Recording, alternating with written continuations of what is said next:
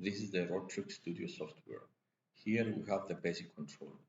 This panel can control robot arm basic movement via parameter adjustment, test modular functions, and import G code, etc. So we have here control to move the robot arm in various directions. We have G code to import G code, and then we have also teach and play.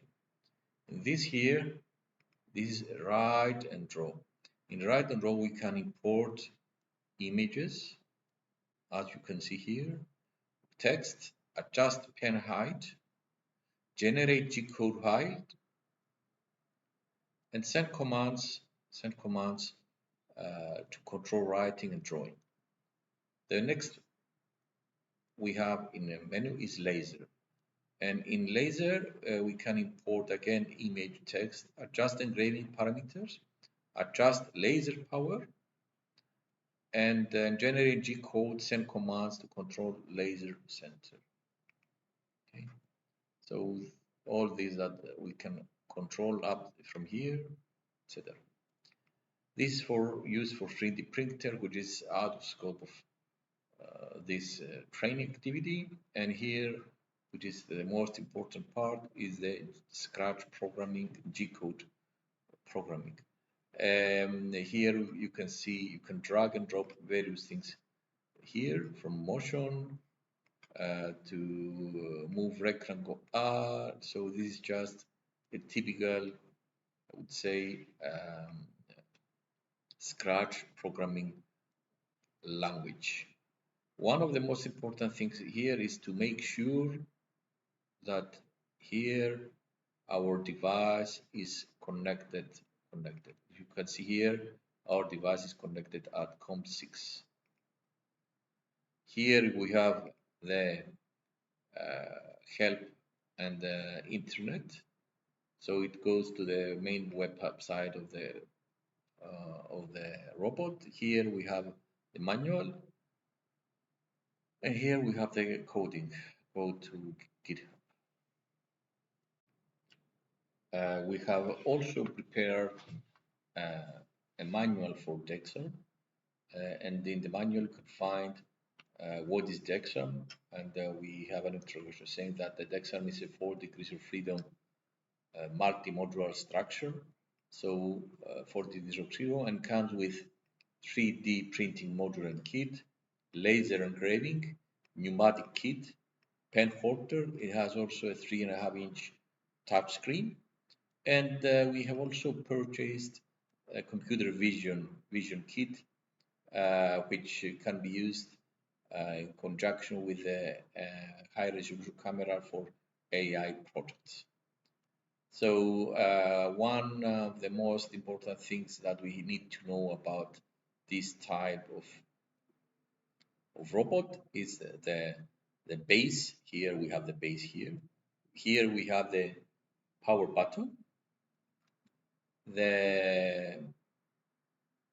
On this axis here, it can rotate on this axis here. So we have this axis as well.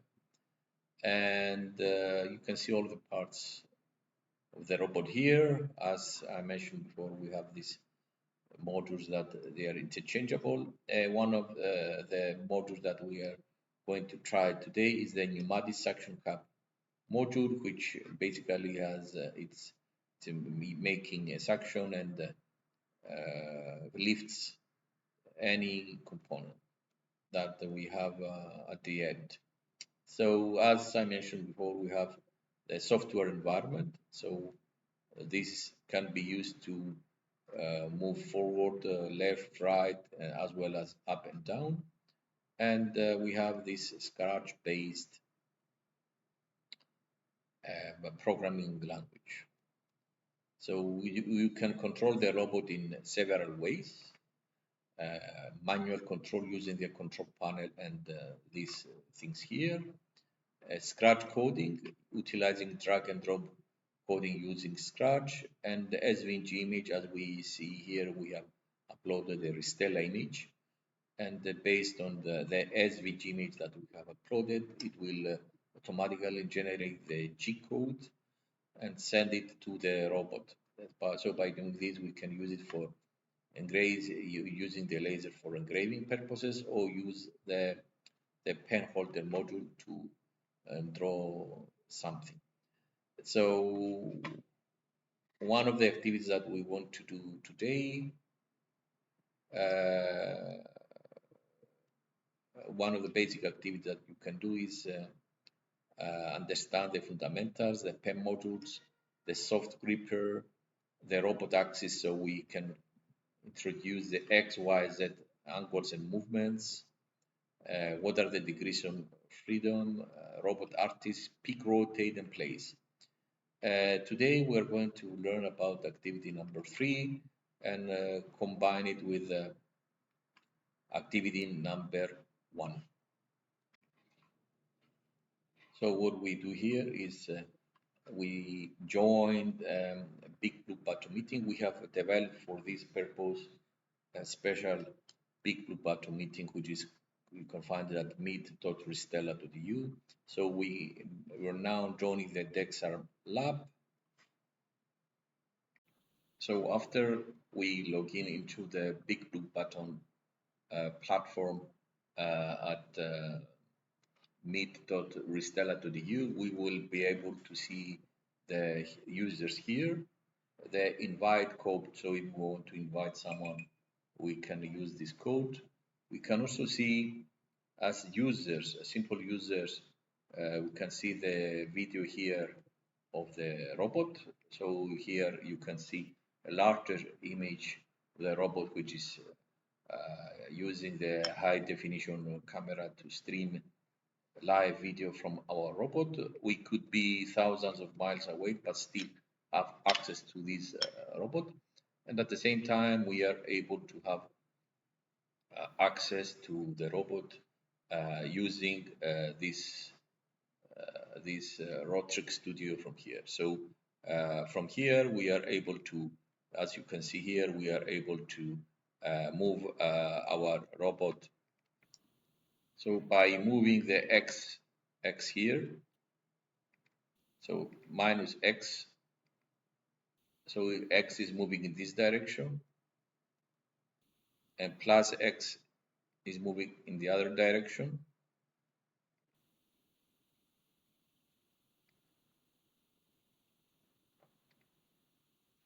Here you are able to see the X, Y, Z directions respectively, and now you can see that we are in 0, 300, and 0.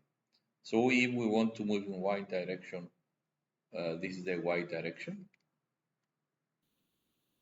So, and this is the Y direction moving back. Okay. And the Z direction is the height. So you can imagine that we are in 3D space, and we can move in this three-dimensional space using the X, Y, and Z respectively. We also have another number. We have also E here, which is the rotary picker that we have there, and I will show you later how that this picker at the end is moving, it's rotating as well.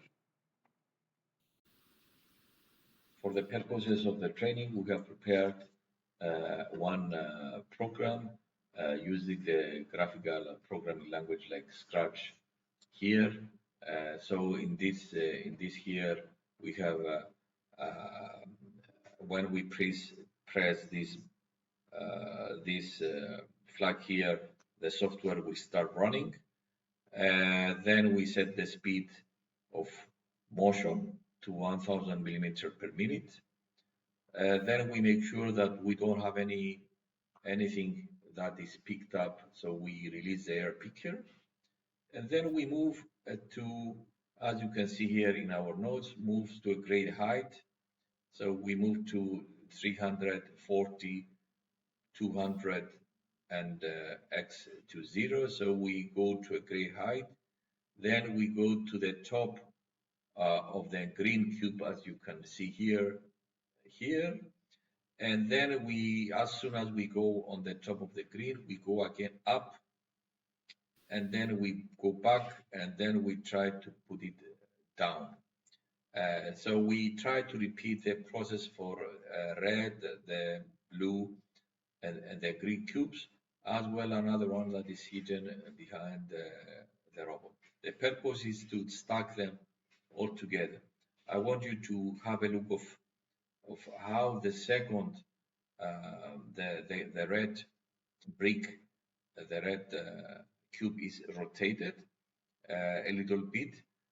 So it means that the end here it's rotating a little bit, and at the end you will see that for the final cube will rotating all the time. Let's start by pressing the start button here. Let's start the button here and see the whole process. So we move up to a great height because we don't want to hit any of the cubes. Then we go down, we go on top of the green cube. We stop at the very close to the green cube. We go back. We release the vacuum. We go back, we go down, and now we release the vacuum. Now we'll go to the second one. Please note that these have predetermined coordinates. So we know exactly where each of the cubes is, as well as the height of each cube. Then we pick the blue cube. So if we know the coordinates, we can set the X, Y, and Z the coordinate to the exact position. As you can see, the blue one rotated a little bit, and we have put it offset. And then we pick the red one.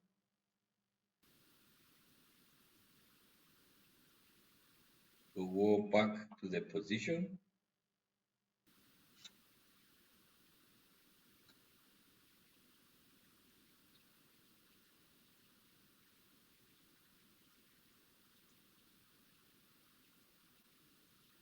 We put it there. So if you see everything is offset, is not is not aligned, and this happens because as we move from left to right, if we don't rotate the cube that we pick up, then when we put in the center position, it misaligns.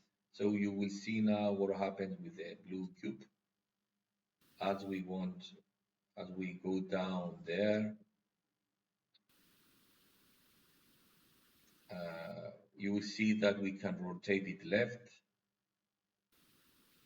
okay, right or left, and based on our translation, we can position it and release it, okay. And then we go to the home position up very high, so we don't hit any of our cubes. Let's have a close-up of the video.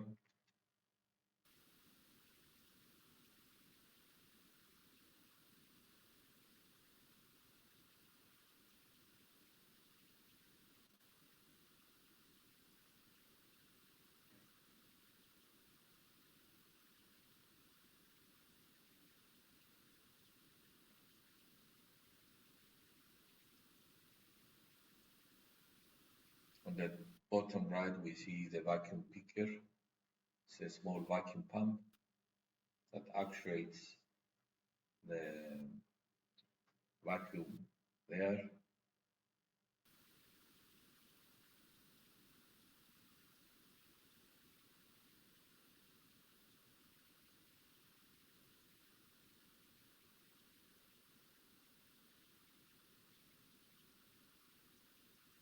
As you can see, we can rotate it left or right.